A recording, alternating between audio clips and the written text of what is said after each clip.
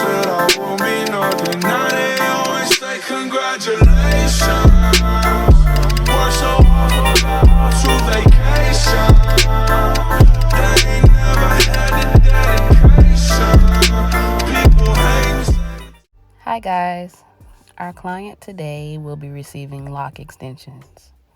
Her hair is about 3 inches and pre-lightened about 2 inches away from the roots.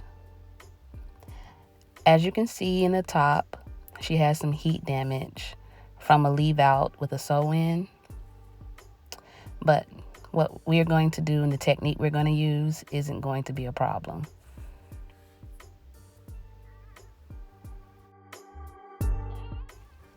These are the locks that I'll be using in her hair today. They are 0.8 centimeters around. I'd say about the size of a Sharpie marker. They are 12 inches in length.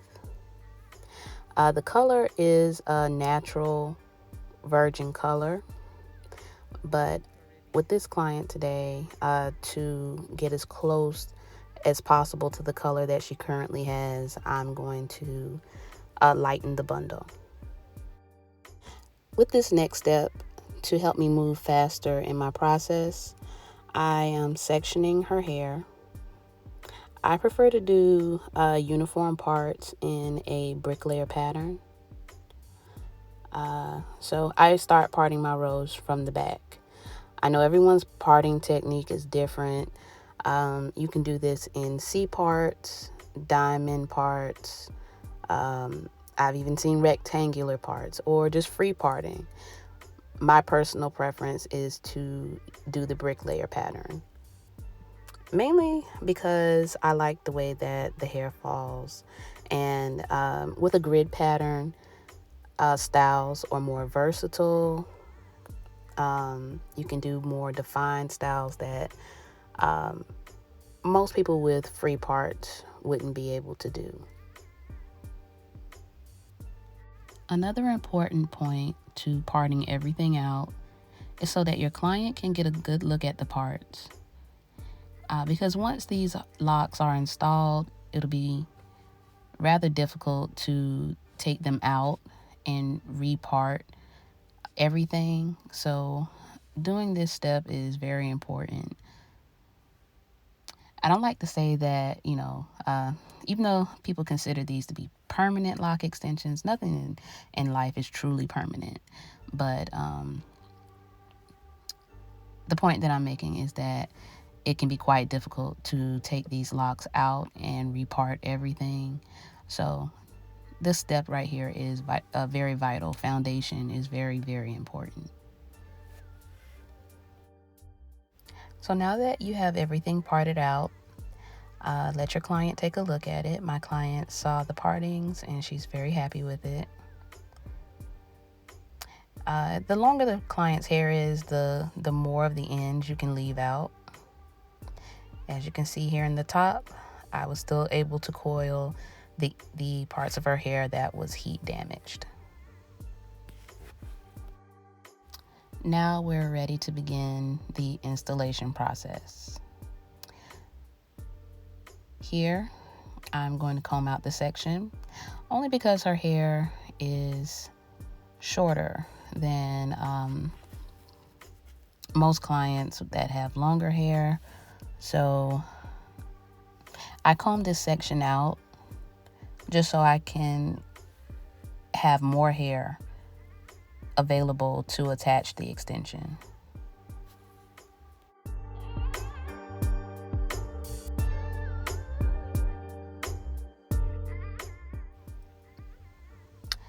Here I have pre-lightened the extensions to get as close as possible to the color that she has lightened with her hair.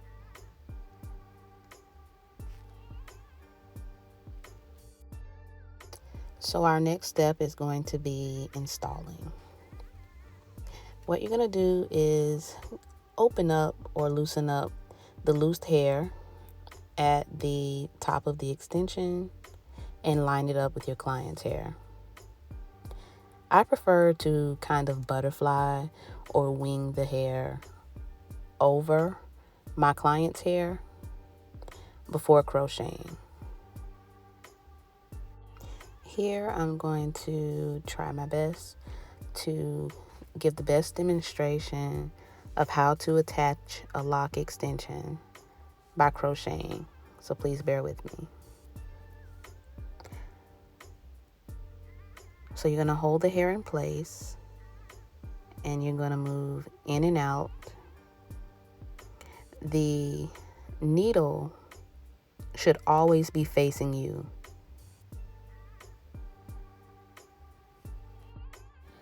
Notice how I am pushing and pulling the needle in and out in between my thumb and my forefinger of my left hand. And every time that I pull out, I am catching hairs.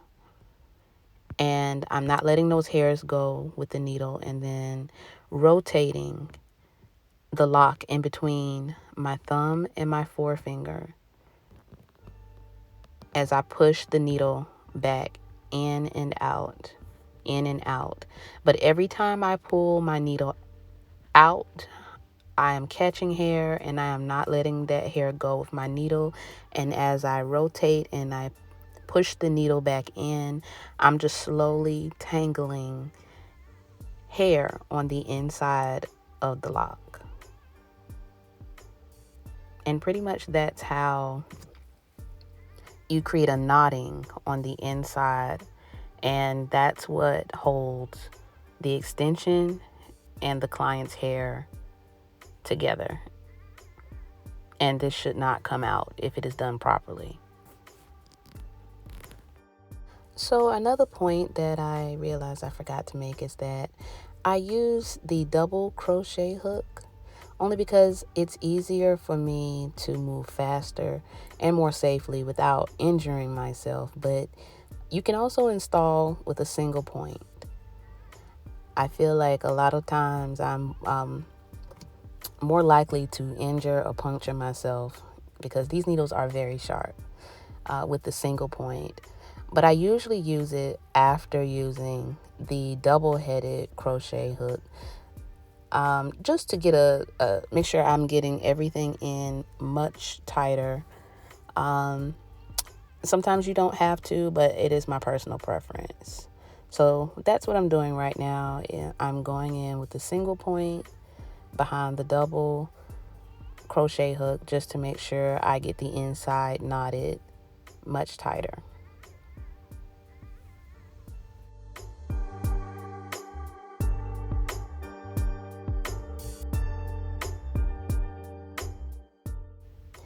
Another thing I like to do is I like to pinch and make sure there are no hollow spots. And I like to give them a tug. Of course, not hard enough to hurt or make your client uncomfortable, but I do like to give them a tug to make sure that they are secure.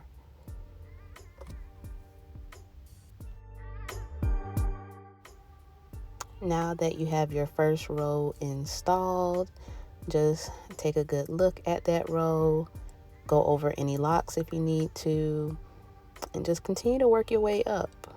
Step and repeat, and just continue to do the same process for each section.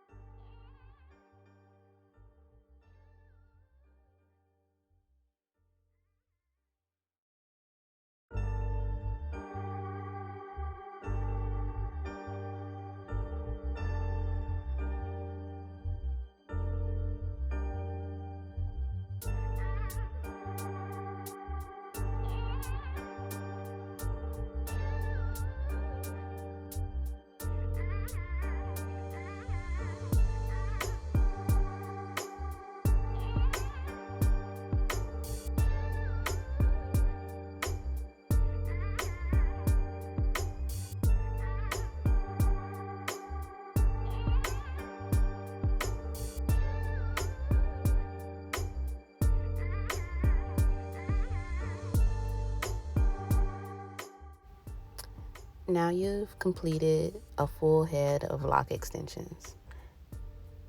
Let your client take a look at them, and the next step will be styling. For some stylists, just the installation can be enough. It is a very long and tedious process, but it is so beautiful once you're finished. I could never let a client leave without twisting the roots and giving a hairstyle.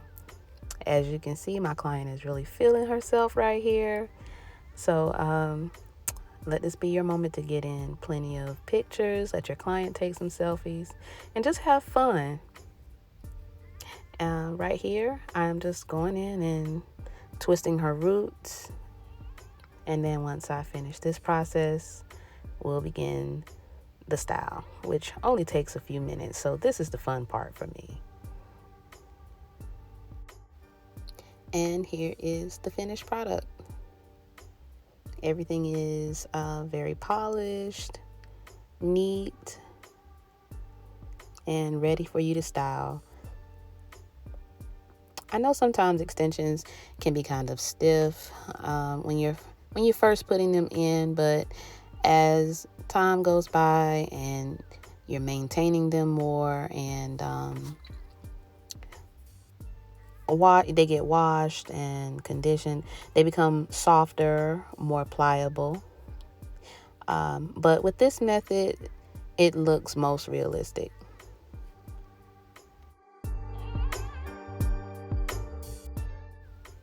The style I'm giving her right now are rope twists, and I'm going to style these rope twists. I consider this style a 2 or 3-in-1 type style, because she can always take the style down and she can wear just the rope twist, and then she can take the rope twist out and wear a curly or a crinkled look.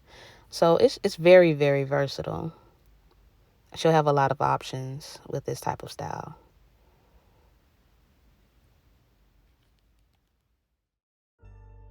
I am just so happy with how this came out. The color, the size of the locks, everything. And my client was also very happy with the results. Thank you guys so much for tuning in to my channel, and I expect to have more tutorials coming soon.